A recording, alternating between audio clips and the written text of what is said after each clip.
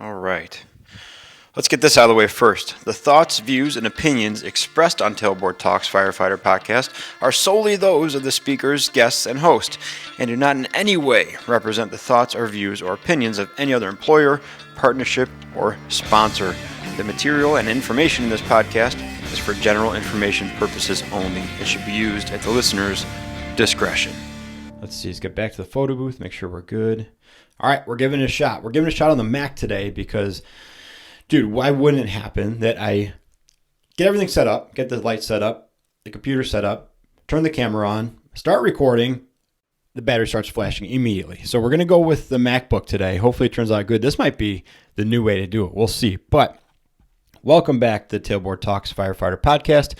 My name's Chris. I'm your host. And today we're talking about my favorite season. And that is not the holiday season. It is kind of. It's not anything like that. It's the grazing season. And it's my favorite because there's so much pie around and I get to eat it and I like it. I would estimate that in the past 2 shifts, I've eaten a full pumpkin pie, like a regular, whatever, 9 or 10 inch pumpkin pie, and probably approaching half of like a Costco apple pie.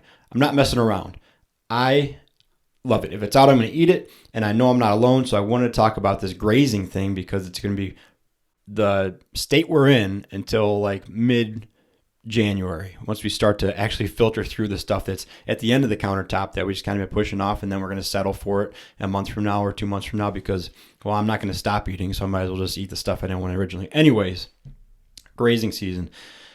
Now, I'm only talking about work. I'm only going to talk about work on this because that's when I do most of my grazing, to be honest. And whatever you do at home, that's your fault. That's your thing. I'm going to talk about work at the firehouse and grazing. I'm also not trying to necessarily justify it, but I am absolutely putting some context to it because it needs context. There's a lot of people out there that work out with no shirt on, that post videos themselves doing awesome stuff, very high intensity stuff that will tell you all sorts of things about your food choices and how that makes you what that means is you as a person and how they do their impossible routines and their food choices and all that. And I can tell you that for a majority of firefighters, that's ridiculous, not attainable, and also I'm not interested in it. You can have all the motivation in the world, but when you get back from your third ambulance call at 2 a.m, I don't care about what you're doing in your idealistic world. I want some pie, and I will eat it. So I'm going to offer some context because on the other side of this, what typically happens, or what I don't want to happen, is the reverse crash of January 1st. And that's where you go full bore and trying to make up for all your mistakes you made in the holiday months, and end up with an injury, or just burnt out, or wasted a bunch of money on gym membership as a reflex to thinking you ate too much or too poorly in the couple months leading up to the new year. So that's what I'm doing. Come along with me, if you will, and let's talk about the grazing season. So the first thing I want to say is it's okay to like food. It's okay to like real food. Like, I'm talking about, like, people say real food like steak and eggs and vegetables. That's real food in one context, in one area. I'm talking about real food as in like pie and stuff made with butter and fat and salt and all the good things that taste good, make you feel good, make you look forward to things, make you looking forward to getting up overnight because you know you're going to have a piece of pie. It's okay to like that stuff. And on the inverse of it, it's actually a thing where, like, if you try to hack it and make all these food substitutes, you'll feel better on the front end, but like, oh, I'm not eating full butter pie or whatever, you know. Not that I'm not talking about pie made out of butter, but like using butter in the crust or whatever, or full fat, any of those things. You may follow these weird like paleo or keto recipes, and then you might be like, well, it's healthy, I'm just gonna eat the whole pie. And you ate like 3 times as many calories, even though they're quote unquote good calories, as if you just ate a couple pieces of regular pie from Costco and enjoyed yourself and had a good time. So it's okay and sometimes beneficial to eat the food you want to, because it may just scratch that itch, and now you're not eating an entire strawberry keto pie and ended up worse in the end, but you're tricking yourself and you think you're being healthy. So let's start to get into this thing. Another point of advice I have is just do the damage and move on, okay? Don't agonize over it. You know it's there. And in your heart of hearts, you know you're going to eat it. So just eat it. just eat it. Make a joke about it. Call yourself fat if you want to. You can do a little self-shaming. It's a whole different conversation about fat shaming, self-shaming, negative self-talk. I'll tell you some of the funniest things I've had, though, is bellying up to the counter with my crewmates, eating pie, and us talking about how fat we are. Adds humor into it. Enjoy yourself, man. It's only a couple months a year, and that's what we're going to talk about is putting into and conceptualizing the amount of damage you can possibly do in a few months, which truly, if we're just talking about on-shift stuff, it isn't that much. You can definitely do it, but it's just not that much. It's not as bad as you think. So let's say we do a little quick math on this thing, and you have Thanksgiving, and then you have Christmas, and then you have New Year's. And you probably got a few parties in there, but we're just sticking to the station talk right now. Let's say that you have a big meal on Thanksgiving at the station. Okay, that's one. And let's say, just for sake of argument, let's bring in the outside world for a second, even though I said I wouldn't. You have 2 more big meals outside of that. That's 3 big meals. You probably ate more and ate different stuff than you're used to, right? Indulged, excessive amounts, let's say. That's 3. Christmas, another 3. New Year's, not likely, but another 3, but maybe there's more booze in that one, right? Overall, if you do those 3, we're looking at 9 days or 9 meals where you overindulged. That's it, 9. Of course, there can be more. Of course, the grazing can play into it on top of that, but 9 days of bad eating, quote unquote bad eating. Another conversation altogether, too. Is 9 days or are 9 days really going to make that big of a difference? I would say probably not, right? I would say they're going to accentuate whatever you're doing before those 9 days, but they're probably not going to be the reason you put on 30 pounds or the reason that you can't climb up into the engine or the reason that you can't squat 215. Other things are going to play into that, but we blame these 9 days, right? And then we really come down hard on ourselves, and then we play the reflex crash game on January of like, now I got to get back in it. It's not that much. You're not doing that much damage by eating the food you want during the holidays. Okay, so that's number 1. Number 2 is I'm going to offer you a way to think about it. We talk about diet and money a lot. You can draw a lot of similarities between diet and money. Like, can I afford this? Can I blah, blah, blah. I'm going to go the opposite way and say about spending, right? So let's assume that you make a bunch of money and you can buy some luxury items once in a while. And of course, like anybody with a job that has a budget, you can only spend so much money on so many luxury items per year, right? Per season, per month.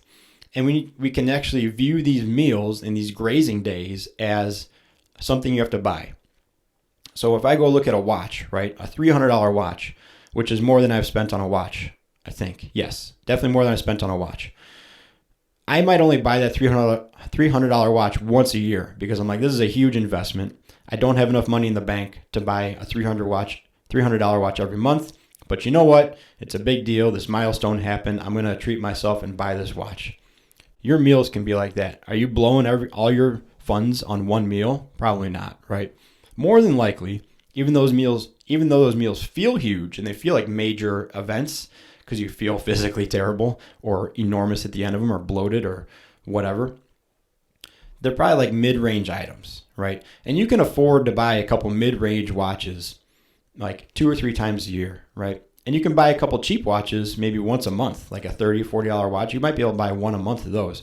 And so look at that and draw your own parallels and draw your own assimilations to the food you eat. Do I have enough money in the bank? Do I have enough fitness in the bank or lifestyle in the bank to buy this meal?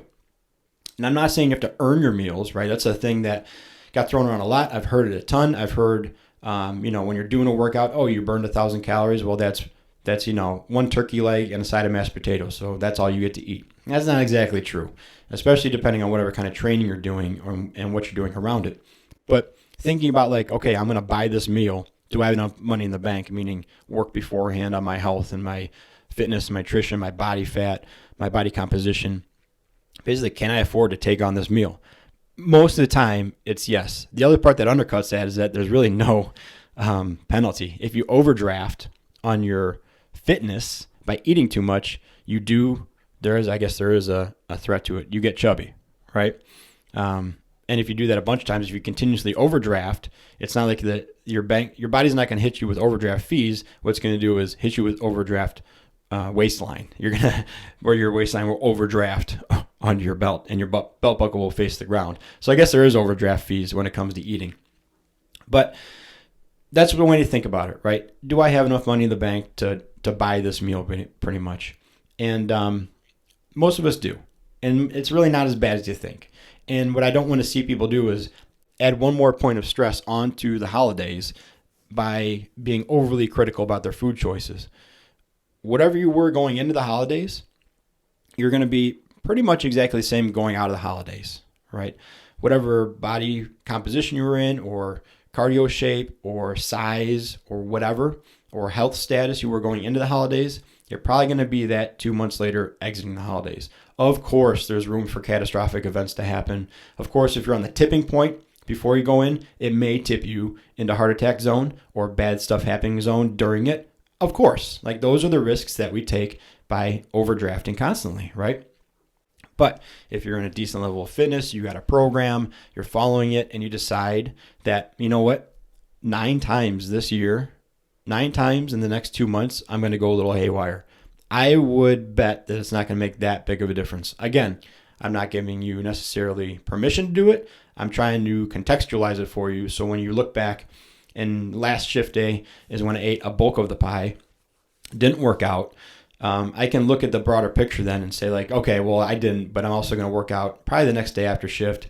And I average like 3 workouts a week, and I don't graze that much at home because Katie won't let me. So I'm in pretty good shape, right? Like pretty good status wise. And you can take your own audit of that and really put it on paper if you really need to about what your spending limit is this holiday. You also have to be honest with yourself. If you are constantly overdrafting and you are a big dude,